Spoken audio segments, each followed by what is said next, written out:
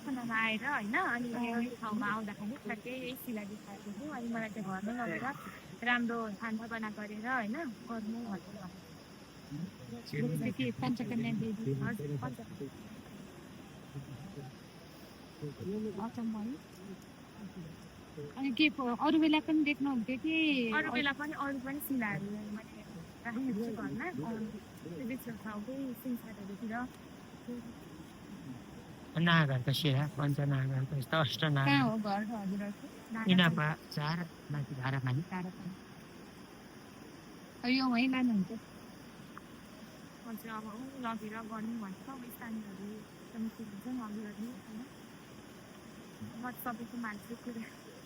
एक्लै त अब घरमा त गर्नु पनि भएन भगवान् मान्ने भनेको त्यही विधि पुऱ्याएर होइन सधैँ